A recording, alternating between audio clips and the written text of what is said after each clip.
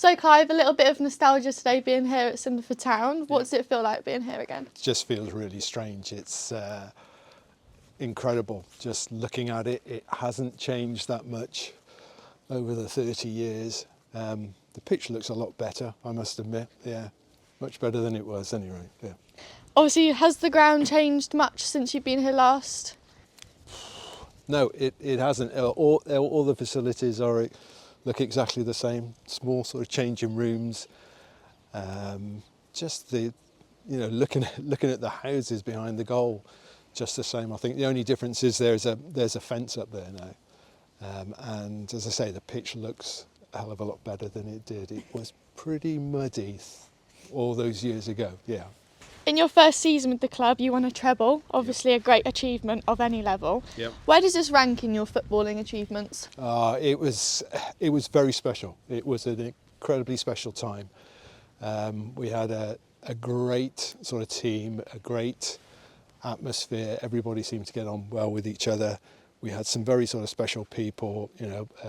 Tim Harris, the manager, he was at the centre of that really. He brought people in. He worked so hard, tirelessly behind the scenes as well to get this club up to where it did get to, and just brought in some fantastic people, Brian Godfrey and then Chris Price, who played for Blackburn and Aston Villa, and just some local talent, young local talent, Danny Hill, Bradley Thomas. It was just really special, and to sort of go out on that basis after so many years playing football, yeah, it was very special to me. Yeah, very good. And you've played for a lot of clubs and obviously have won something at every level. Yeah. What kind of achievement was that for you? Oh, again, I think I was very lucky. I never really wanted. Well, I love football, but I never thought that I would get to the semi-professional stage like I did. And at every club was it was just really nice to sort of win something there, with Cheltenham Town, my local club, and then through Leamington, which was very special, and then Kidderminster, and the highlight playing at Wembley was magnificent. I just could never have believed when I was a young lad playing in the back garden that I would be playing on that centre stage, and to finish off here at Cinderford and have that great cup run, that was just great. And you were obviously the captain here during your time as well as assistant manager, alongside Tim Harris. How did that feel, like trying to balance that and experiencing that as well? I think it was a glorified title actually, assistant manager. I was more comfortable playing and being a captain. As I said, behind the scenes, Tim and Brian Godfrey, the coach, they handled everything like that. Mine was just to be on the pitch and shout quite a lot and tell people where to go. So assistant manager was a bit of a glorified title, but captain, it was a privilege to play with those players. You played a crucial role in obviously Cinderford's FA Cup run, and played in every game of theirs as well. Yep. What was that experience like? It turned out to be absolutely fantastic. I don't think at the start we ever thought that it would go to the stage that it did, but we had some cracking games against, even starting off with Tuffley, and then going on to Gloucester City, and then Forest Green, and we had one game after another, because in those days you could have replays, and it was incredible, and I was chuffed as well because I don't score many goals. But I managed to score 2 against Forest Green, which was I enjoyed that. And then to go from that and then play Bath City, especially after their manager said Bath City would have no problem playing Forest Green or Cinderford, and they came down here and they saw what a excellent pitch it was, and we beat them. And then to go then with Bromsgrove, and had a great game against them, and it just escalated from there. To see the crowds go from say like 200 up to 1,700, and then 2,000 against Gravesend. it just sort of took over really, and also with the press coming in and the interest, you know, and to have television cameras up here, you know, it was weird. It was just something that you wanted it to continue to go on and on and on, and yeah, just really surreal at times.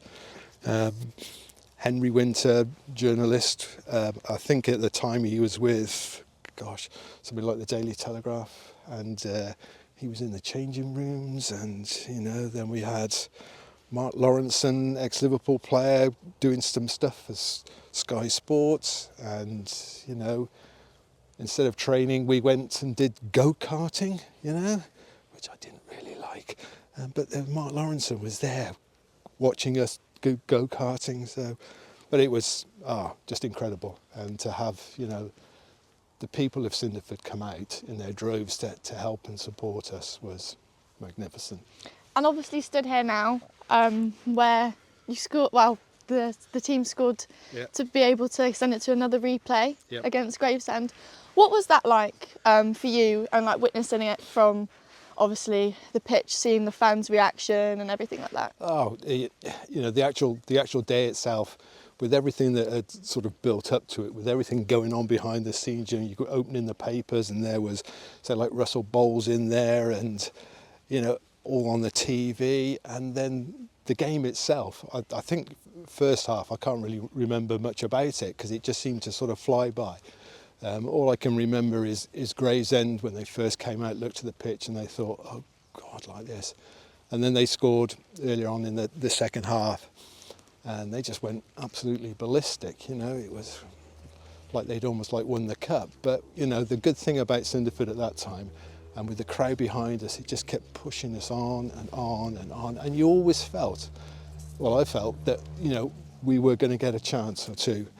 And lucky enough, ball came in and Gareth knocked it across, and there was Bradley heading it in, and it was just euphoric after. And I really think, you know, with 10 minutes to go, I think in a way we missed an opportunity, because we really had them on the ropes then. And at the end, the final whistle went, they seemed to be more happy than we were. And I think they were joyous just to get away with a draw. And I think that was the pinnacle for us, really.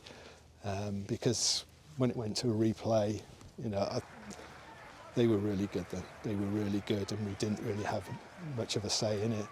And 3-0, I think, was a fair result. So.